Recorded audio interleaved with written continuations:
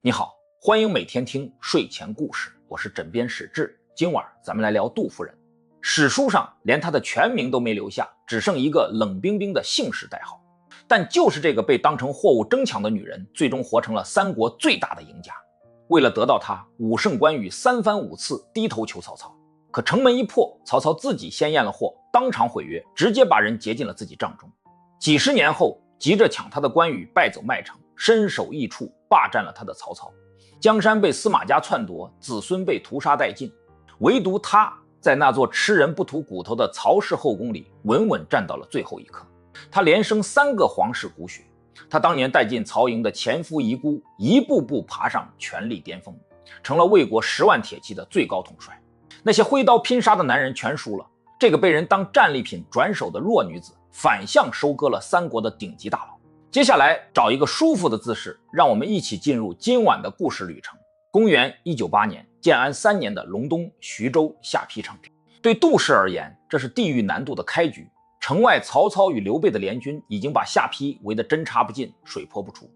曹操掘开了沂水和泗水，冰冷的河水灌进城中，粮草见底，守军饿着肚子苦撑。吕布的覆灭近在眼前，但在这座绝望的死城里，杜氏个人的处境比所有人都要凄惨10倍。她是一个被丈夫彻底遗弃的女人。她的丈夫秦宜禄，吕布麾下一个中层武官，城破之前被派去向南方军阀袁术求援，结果极其荒诞。袁术手里压根没有余兵可调，却看中了秦宜禄这个人，硬塞给他一个汉室宗亲的女子做心腹，把她留在了寿春。秦宜禄毫不犹豫地答应了，在寿春安了新家，开始过安稳小日子。至于留在下邳随时可能丢命的原配杜氏，以及还在蹒跚学步的亲生儿子秦朗，就这样被他当成累赘，干干净净的甩掉了。在那个时代，一个失去丈夫庇护，怀抱幼子，偏偏又长得倾国倾城的女人，困在一座即将陷落的孤城，意味着什么？意味着她连做人的资格都已经丧失。城门一旦洞开，她就会自动降级为一件战利品，要么被赏赐给有功将领，要么充作军妓。美貌在没有武力保护的情况下，就是一张催命符。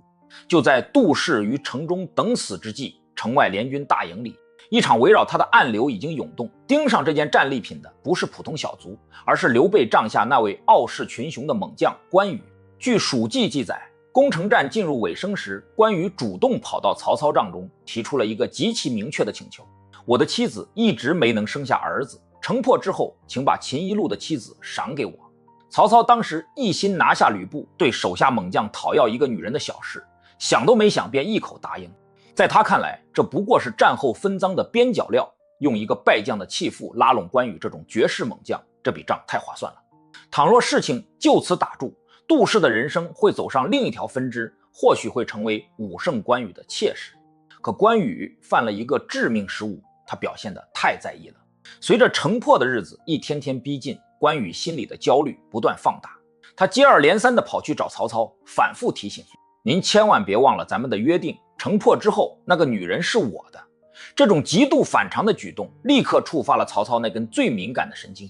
曹操是看透人性的顶级政客，他太清楚关羽是何等骄傲的人，平时金银绸缎根本入不了他的眼，现在竟然为了一个毫无背景的敌军家属3番5次低头讨要。曹操的好奇心被彻底勾起来了，这女人到底长成了什么天仙模样，能把关羽迷成这副德行？建安3年12月，吕布手下发动兵变，下邳城门大开，吕布被生擒。联军涌入城内的第一件事，不是安抚百姓，不是清点粮草，曹操直接下令派亲兵抢在关羽之前，把秦宜禄的妻子送到了自己的主帐。曹操亲自过目，这一看，他直接把对关羽的承诺抛到了九霄云外。事实证明，关羽眼光毒辣，杜氏的美貌精准击中了曹操的软肋。面对紧随其后赶来要人的关羽，曹操连个像样的借口都懒得编，直接把杜氏扣下，纳为己有。这就是强权的蛮横。关羽是人才，需要拉拢，但既然我曹某人看上了，规则就由我重新书写。现在把镜头切回杜氏，他站在曹操的帐中，面对的是刚刚屠灭无数下邳守军，即将处死吕布的北方霸主。她清楚地知道自己的原配丈夫没死，就在几百里外的寿春。她也知道那个红脸汉子关羽原本是要娶她的，却被眼前这个男人横刀夺爱。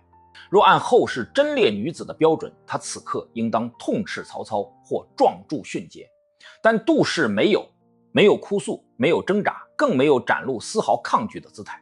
他做出了一个极其冰冷却绝对理性的选择，顺从，并且是用最极致的温柔接住了曹操那股汹涌的占有欲。这就是弱者的底层逻辑。在命如草芥的乱世，所有的道德操守对一个带着孩子的孤弱女人来说都是奢侈品。她看穿了自己作为物品的本质，既然无法逃脱被占有的命运，那就主动选择全场最强的庄家。关羽虽勇，但他只是寄人篱下的刘备手下一员战将，跟着他，未来依旧颠沛流离。而曹操挟天子以令诸侯的司空，天下权势最大的人。杜氏把唯一的筹码美貌直接压在了赌桌上最大的庄家身上。他用近乎完美的柔顺，不仅满足了曹操的色欲，更极大填充了曹操从天下英豪手里夺美的征服欲。在这场完全不对等的博弈里，他以身体和尊严换取了当时世上最高等级的安全庇护。更关键的是，他保住了儿子秦朗的命。这场下邳城中的桃色争夺，以曹操的全面得逞和杜氏的成功入局告终。但每一个决定都有标价。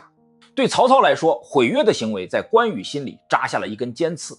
蜀记明确写道，因为此事，关羽心不自安。曹操用一个女人换了一时之快，却无形中推远了这位他做梦都想收服的无双战将，也为日后关羽挂印封金。千里走单骑埋下了最隐秘的心理伏笔。而对杜氏来说，他虽然逃离了下邳这座死城，却也踏入了一个更凶残的修罗场，带着一个流着前夫血液的拖油瓶子闯进了曹操的后宫。那里从来不缺美人，缺的是活下去的手段。建安3年的那场大雪停了，下邳城头的吕布大旗被砍倒，换上了曹操的旌旗。杜氏抱着还在蹒跚学步的秦朗，跟着曹操的亲兵踏上了前往许昌的马车。他活了下来，但他很快就会发现，逃出下邳的死人堆并不意味着进入安全区。他只是从一个暴露的屠宰场走进了一台挂着丝绸帷幔的绞肉机——曹氏后宫。在这架庞大的家族机器里，杜氏的身份尴尬到了极点。她没有显赫的娘家撑腰，不像原配丁夫人那样底气十足，她也没有陪曹操打天下的革命情谊，不像后来的武宣变皇后那样根基深厚。她身上唯一的标签就是战利品，是一个刚被击溃的敌军将领的弃妇。但这还不是最致命的，最致命的是她怀里抱着的那个孩子秦朗。在古代的政治生态里，血统就是一切，斩草除根是乱世铁律。曹操在这件事上从不手软。当年为报杀父之仇，徐州屠城，泗水为之不流。打败袁绍后，袁家男丁被尽数诛杀。在权力的牌桌上流着敌人的骨血，等于给自己埋了一颗定时炸弹。秦朗此刻就是这么一个流着外人血液的异性拖累。对曹操的亲生儿子们而言，这个突然闯进家门的外姓兄弟是在抢夺本就稀缺的父爱与政治资源。只要曹操对杜氏的新鲜感一消退，或者后宫里随便有人吹一阵耳边风，秦朗的存活概率就是0。孩子一死，母亲杜氏也会以私藏祸心的罪名被一并清除。这是绝对的死局，没有兵权，没有财富，没有情报。杜氏手里唯一能动用的只有曹操的心理，他必须赶在曹操的杀心泛起之前完成一次极其高难度的破局。他的选择堪称一场洞穿人性的心理战。他没有在曹操面前哭诉乱世女子的不义，也没有试图用母爱的伟大去感动一个杀人如麻的军阀。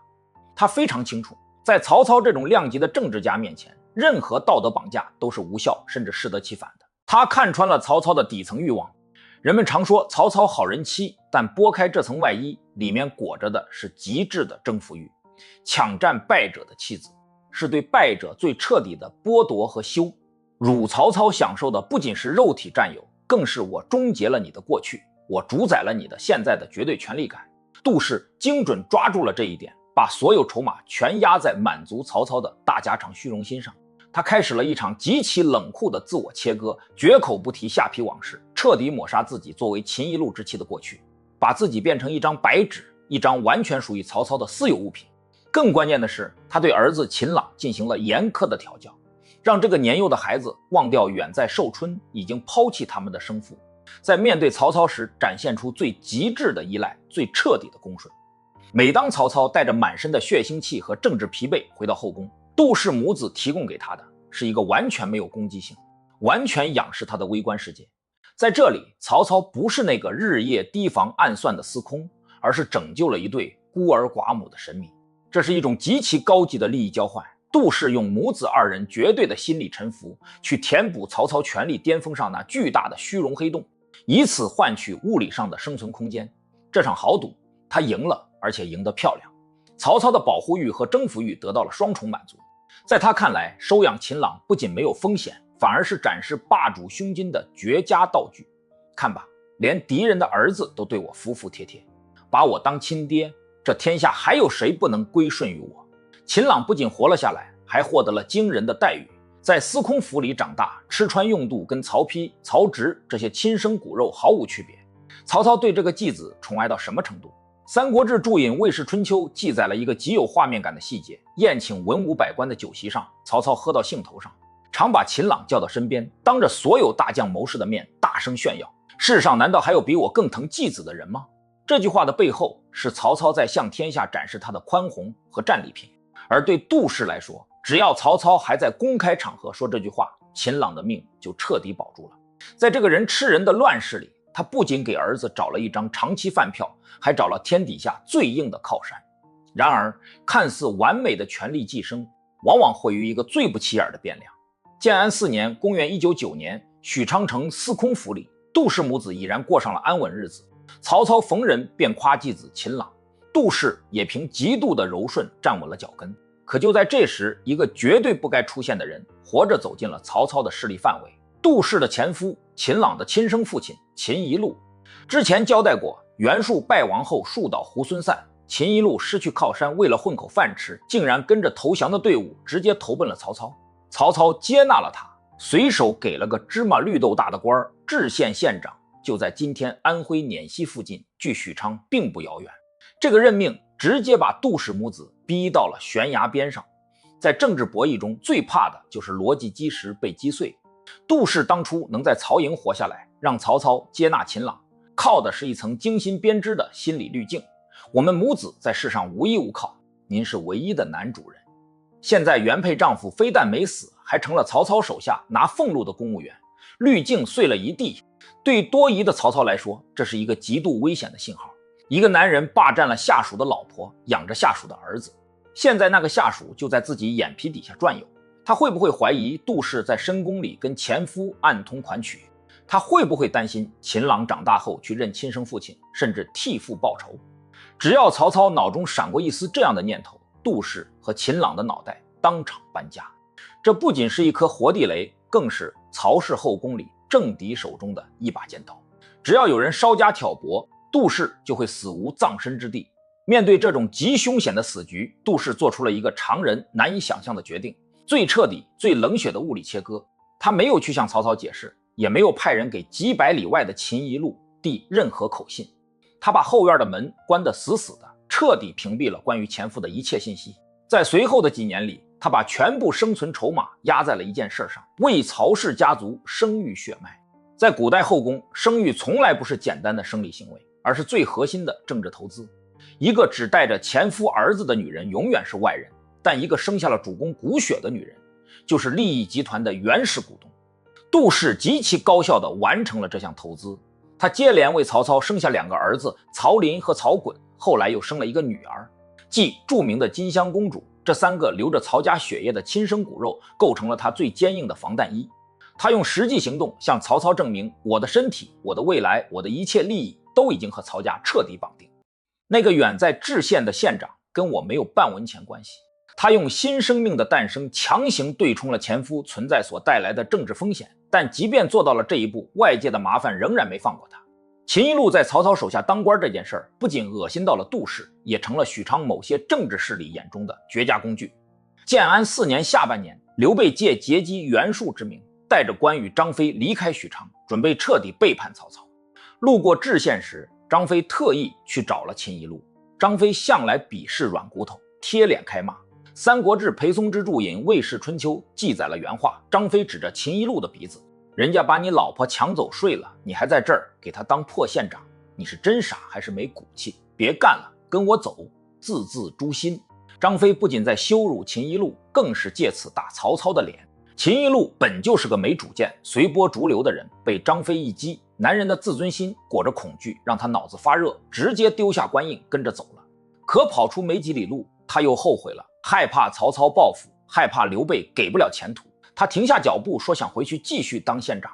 乱世牌桌上最忌反悔，张飞看着这个连老婆被抢都能咽下去的窝囊废，眼里全是鄙夷，二话不说拔出兵器，一枪把秦一路捅死在荒郊野外。秦一路死了，消息很快传回许昌，也传进了曹操的后宫。对杜氏而言，这不仅是前夫的死讯，更是曹操对他进行终极服从性测试的时刻。他的反应是什么？没有任何反应。史书上没有留下他为秦一路掉过一滴泪，求过一句情，甚至叹过一口气的记载。他非常清楚，此刻若流露出一丝悲伤，那就是对曹操的背叛，也是对当下安稳生活的否定。秦一路的死对杜氏而言，其实是一份迟来的投名状。这个前夫用自己的愚蠢和性命，帮他彻底抹除了身上最后一丝不确定性。从此刻起，世上再也没有秦一路的妻子，只有曹操的杜夫人。那个叫秦朗的孩子，也彻底成了没有生父的孤儿，只能死死抱住曹操这条大腿。杜氏用绝对的冷酷和长达数年的隐忍，赢下了这场极凶险的生存豪赌。他洗白了身份，拥有了曹家的子嗣，在权力的正中心站稳了脚跟。建安末年的许昌，空气里闻不到胭脂，全是血腥味。曹操老了，这位打穿了整个北方的霸主开始频繁头痛，卧床不起。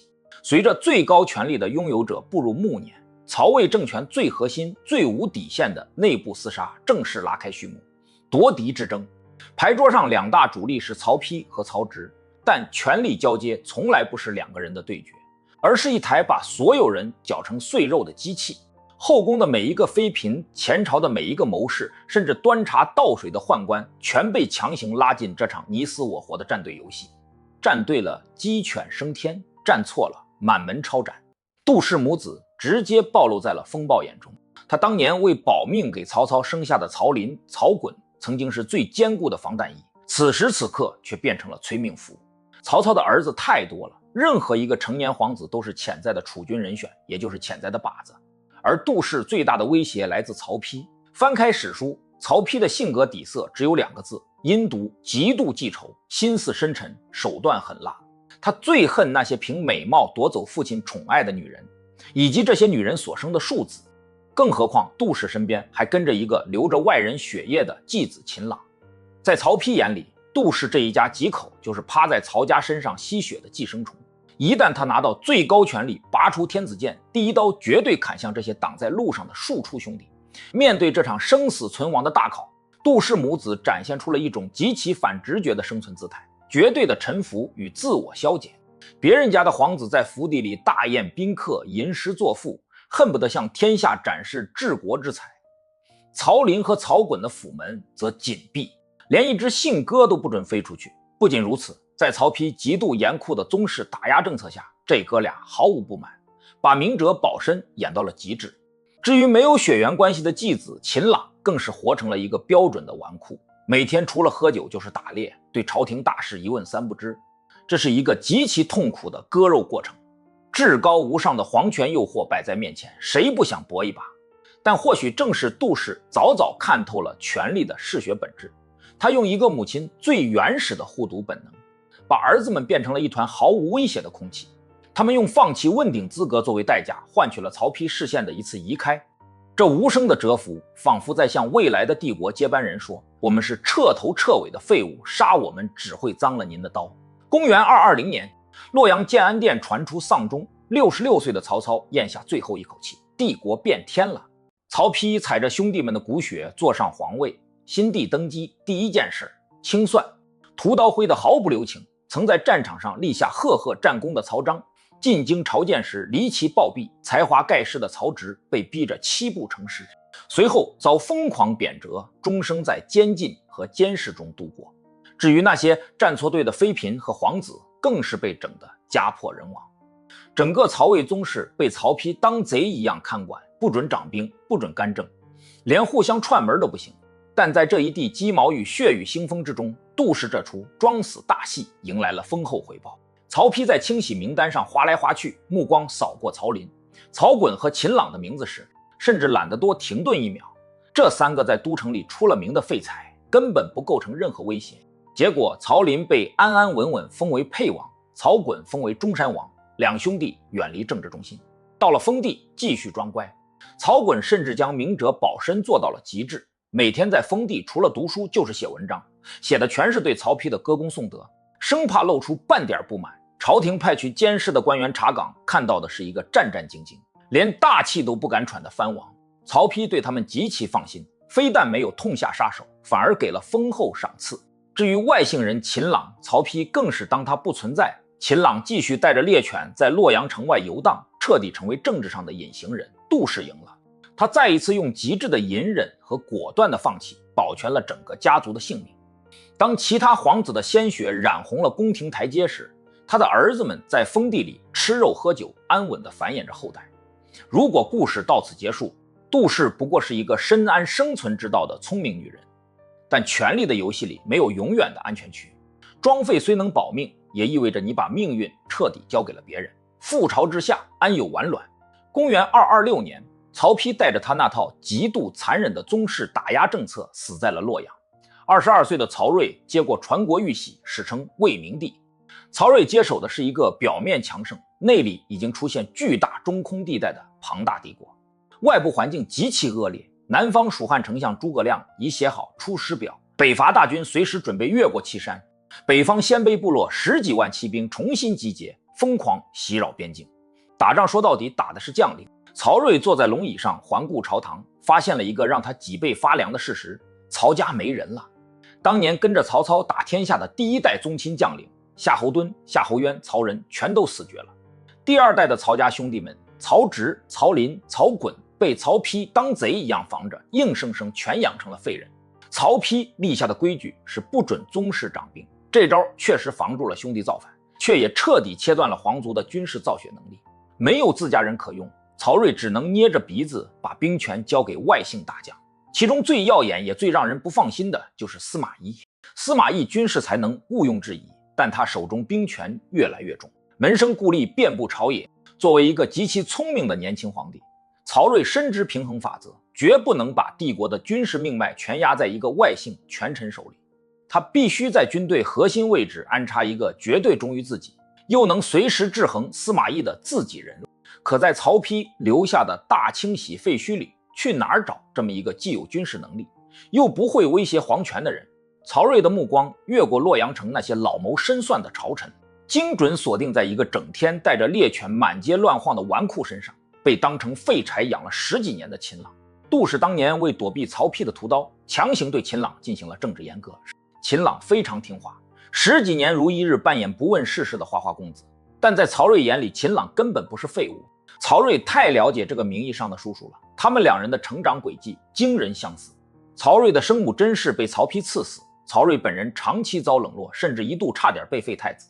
在那些如履薄冰的日子里，曹睿和同辈曹丕无视的秦朗常在一起游玩，2个被权力边缘化的年轻人，在最绝望的岁月里建立起了极其罕见的信任底座。更重要的是，秦朗的身份太完美了，他是曹操最宠爱的继子，算半个皇家宗室，但他身上流的是秦一路的血，这就意味着他拥有代表皇家出征的政治地位，却永远没有资格篡夺皇位。一道调兵圣旨直接送进了秦朗府邸。曹睿任命秦朗为骁骑将军，这不是虚衔，而是直接掌控都城最精锐骑兵的核心实权武将。拿着这枚沉甸甸的虎符，隐忍了10多年的秦朗迎来了命运的终极反转。他没有推辞，也没有继续装傻，果断驱散了府里的乐师和猎犬，换上了冷冰冰的铠甲。在这个转身的背后，是母亲杜氏几十年如一日刻进他骨子里的生存法则。当环境是必死之局时，你要像石头一样没有存在感，但当最高权力需要你这把刀的时候，你必须立刻亮出见血封喉的锋芒。杜氏的长线投资终于到了兑现利润的时刻。公元233年，青龙元年，北方鲜卑首领布杜根与柯比能联合叛乱，边疆告急。曹睿没用司马懿，直接点将秦朗。秦朗率中央精锐军团北出长城，面对剽悍的鲜卑骑兵毫不手软，指挥魏军主力一记重拳砸下去，将鲜卑联军彻底打崩。叛军首领布杜根战死，柯比能率残部逃入大漠深处，边患平息，秦朗带大胜战绩班师回朝。仅仅1年后，公元234年，蜀汉丞相诸葛亮发动人生最后一次北伐，10万大军屯兵五丈原，整个曹魏帝国神经紧绷到极点。曹睿御驾亲征，坐镇长安，而在前线统领2万中央精锐，直接支援司马懿抗击诸葛亮的，正是秦朗。在那个决定天下大事的五丈原战场上，秦朗站在了帝国军事指挥权的最顶端。回望历史，这是何等震撼的反差！当年下邳城破时，那个连父亲都不要的拖油瓶，那个差点被曹丕当垃圾清理掉的外姓孤儿，如今竟成了大魏帝国的军事支柱。反观曹操的亲生子孙曹植，在封地抑郁而终。曹林和曹衮每天在府邸里提心吊胆，写请安折子，连自家大门都不敢出。在这个由男性主导的权力游戏中，被当作物品争抢的杜氏，通过最冷酷的蛰伏与最精准的局势判断，让自己的血脉完成了对整个曹氏家族的逆向碾压。秦朗迎来人生巅峰。曹睿对这个打仗立功、对自己绝对忠诚的季叔叔宠幸到了无以复加的地步，每次进攻都亲热地喊他小名阿苏，甚至动用国库巨资为他在洛阳修建了一座极奢华的府邸。在绝对的权力面前，秦朗没有成为圣人，他开始疯狂收受贿赂。魏略记载，当时朝廷上下想升官的、犯了罪想花钱买命的，全挤破头往秦朗府里送钱。秦朗来者不拒，迅速积累了富可敌国的财富。他似乎要把前半生装孙子受的委屈连本带利的全捞回来，但他忘了一个最基本的政治常识：金字塔顶端权力是零和博弈，你多吃一口，别人就少吃一口。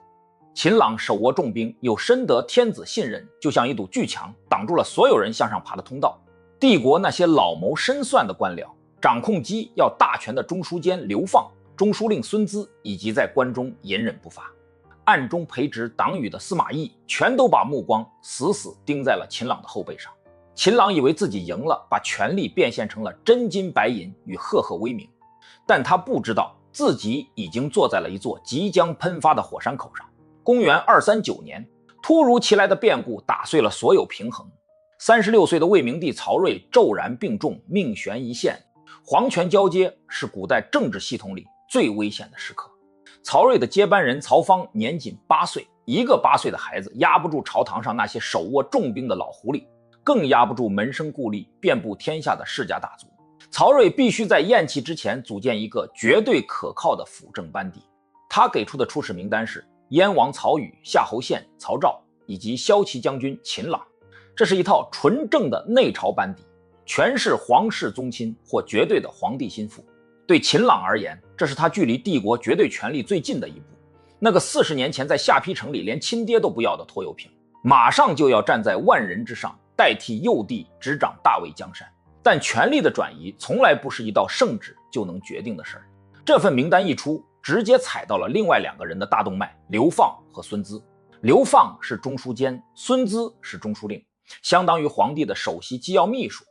过去10几年，曹睿极度信任他们，朝廷所有政令情报全经他们之手，他们垄断了帝国的信息通道。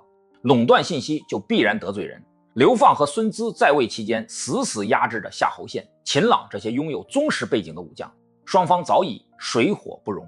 逻辑非常清楚，如果按曹睿遗诏让秦朗和夏侯宪辅政，小皇帝登基之日就是刘放、孙资满门抄斩之时。这不是治国理念的冲突，这是纯粹的你死我活的零和博弈。面对必死结局，刘放和孙资发动了反击。他们手里没有兵权，但拥有此刻全天下最致命的武器，他们守在曹睿的龙床边上。物理距离在皇权社会往往等于最高权力。刘放和孙资直接堵住寝宫大门，把秦朗和曹宇等人挡在外面，然后走到已经意识模糊的曹睿床前，疯狂注入政治毒药。他们不谈私人恩怨，只谈帝国安危。燕王曹宇性格懦弱，镇不住朝局。夏侯宪和秦朗手握重兵，平时飞扬跋扈，一旦皇权衰弱，必定挟天子以令诸侯。曹睿本就病入膏肓，脑子已无法进行复杂推演，听到挟天子3个字，皇帝本能的恐惧被彻底激发。那你们说谁能辅政？刘放立刻抛出精心算计的替代人选曹爽和司马懿。为什么选这2人？因为曹爽虽是宗亲，却志大才疏，极易被忽悠，而司马懿正在辽东打仗，距洛阳几千里远，把这两人推上去，刘放和孙资就能利用时间差与信息差继续呼风唤雨。曹睿在极度虚弱中点了点头，刘放根本不给皇帝任何反悔的机会，直接拿起笔塞进曹睿手中，自己握着皇帝的手腕，硬生生在篡改后的遗诏上画了押。一道崭新的圣旨从寝宫传出，内容极其冰冷，褫夺燕王曹宇、骁骑将军秦朗等人的辅政资格，免去一切职务，立刻交出兵权，返回府邸，没有圣命永不得入朝。接到圣旨的那一刻，秦朗站在皇宫大殿外如坠冰窟。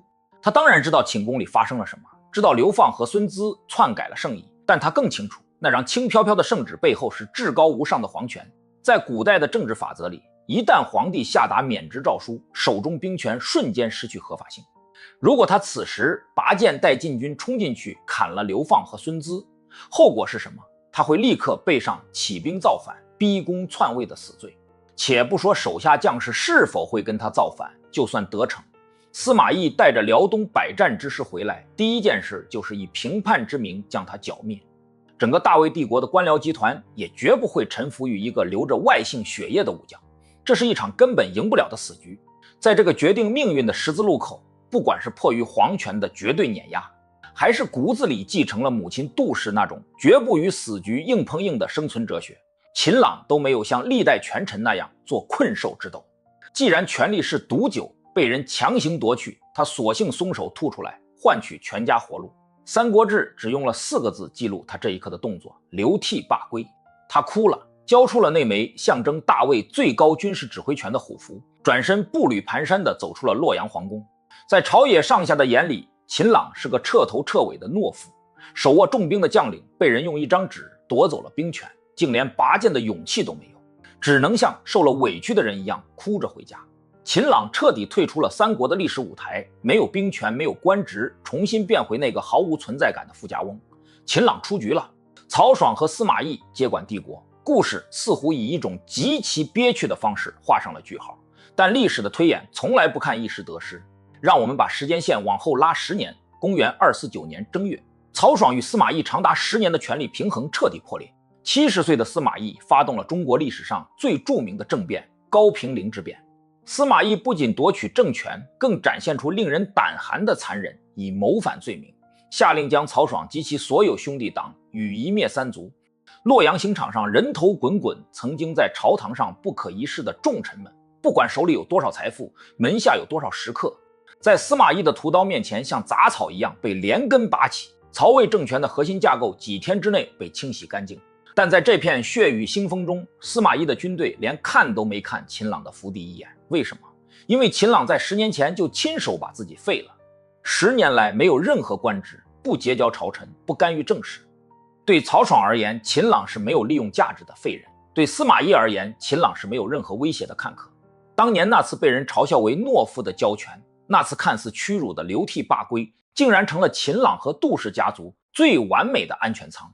当洛阳的街道被曹爽一党的鲜血染红时，秦朗和杜夫人的子孙们正坐在自家安全的院墙里，看着这场权力的疯狂反噬。这就是权力的代价，它能给你烈火烹油的荣耀，也随时能将你送上断头台。秦朗在最后一刻复制了母亲当年的绝技，扔掉了那顶沾满毒药的皇冠，带着家族全身而退。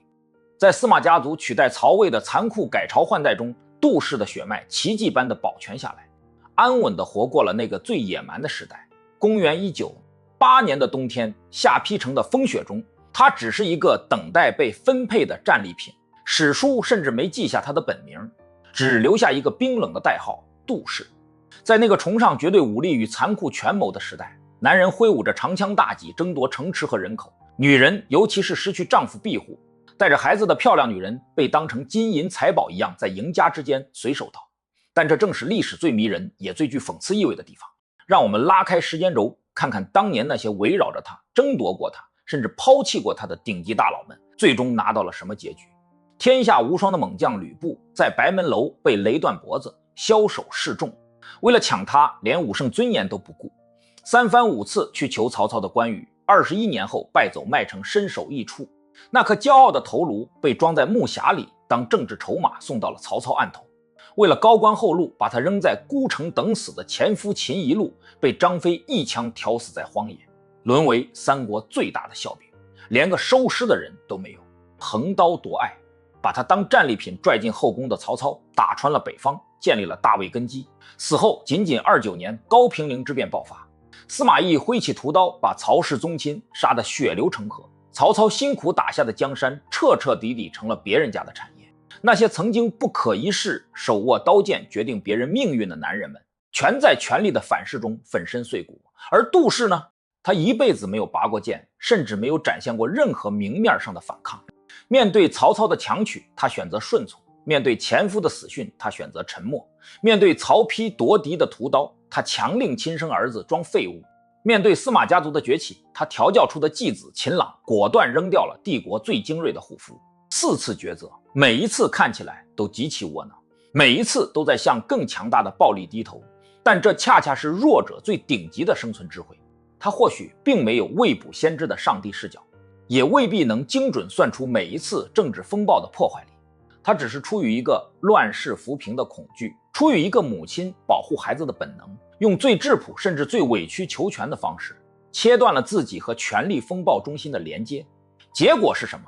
当司马懿在洛阳大开杀戒，诛灭曹爽三族，连襁褓中的婴儿都不放过时，秦朗的府邸连一根头发都没掉，因为他早在10年前就退出了辅政大臣的争夺，彻底消失在司马家族的猎杀雷达之外。